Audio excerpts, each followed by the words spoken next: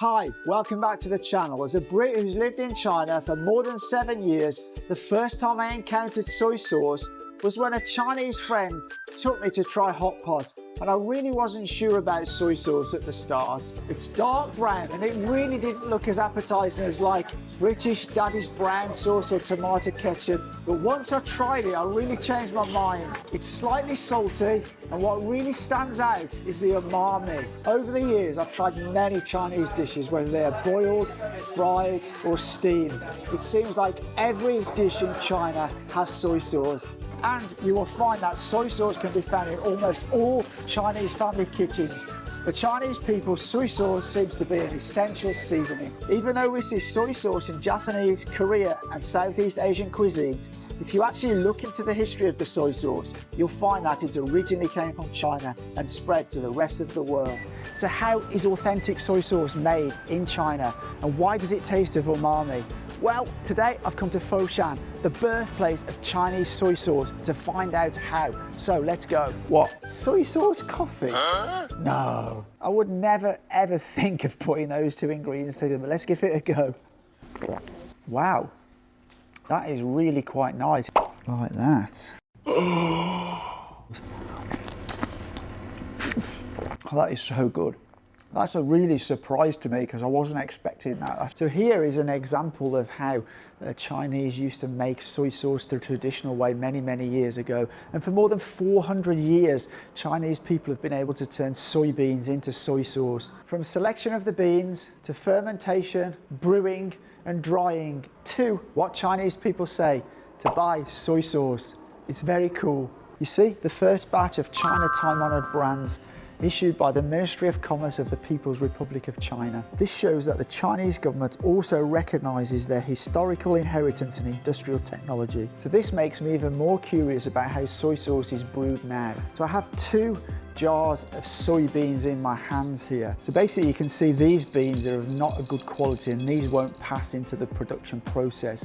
Whereas these ones are of a much better quality, they're bigger, they're rounder, they have no impurities, and these will go through to the manufacturing process. So, how do they process these beans to make sure they get consistent quality? Well, it's no longer done by human labour, it's all now done by AI. This machine can process 13,000 soybeans a second. That's just incredible. Imagine a lorry load of soybeans in front of you that can be processed and checked for quality in just a few minutes. That is just mind-blowing. I just can't think of that kind of volume being processed in such a short amount of time.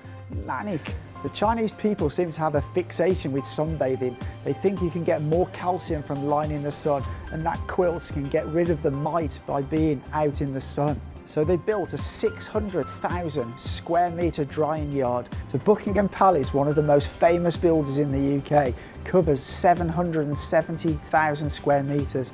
So this covers more than half of Buckingham Palace.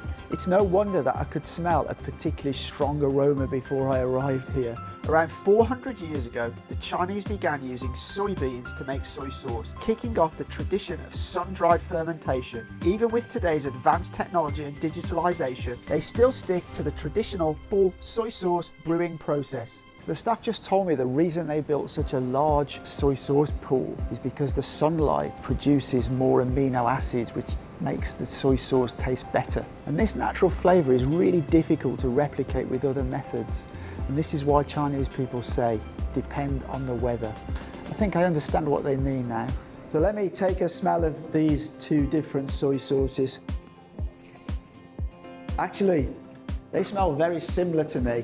You know, in the past, the quality of soy sauce was down to the good nose of the soy sauce master brewer. The Chinese people are really smart. They've taken all that experience from the soy sauce master and turned it into data, which they now put into this machine here. And in less than a minute, this machine can give you the quality of the soy sauce. And this means it's much more consistent than before. These 316L stainless steel pipes behind me are what transports the soy sauce to the bottling plant. And I've learned that they've added NIR spectral analysis to the pipelines, which means the soy sauce is actually tested in real time. Just like when you drive on the road, if there are police officers irregularly checking the road 24 hours a day, you'll more than likely drive more carefully without committing an offence. So now we're getting ready to go into the bottling plant. Before entering the production area, we took the necessary precautions to maintain a clean environment. We also followed a strict hygiene protocol,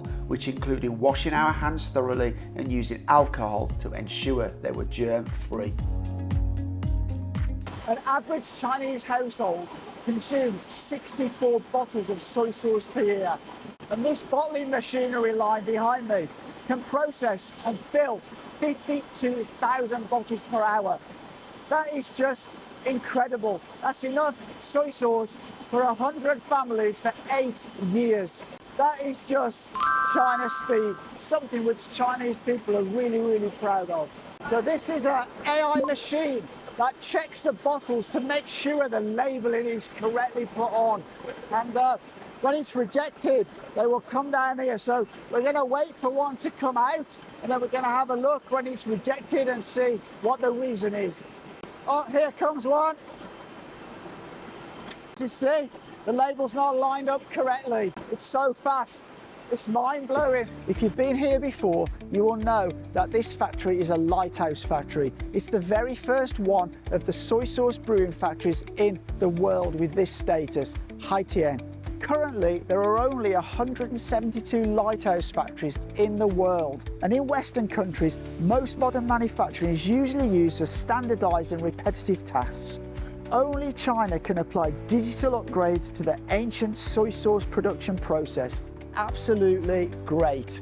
The art of Chinese soy sauce making is a very complex and intricate process with around 119 different steps. And what Haday have done is they've managed to digitalize the whole of that process.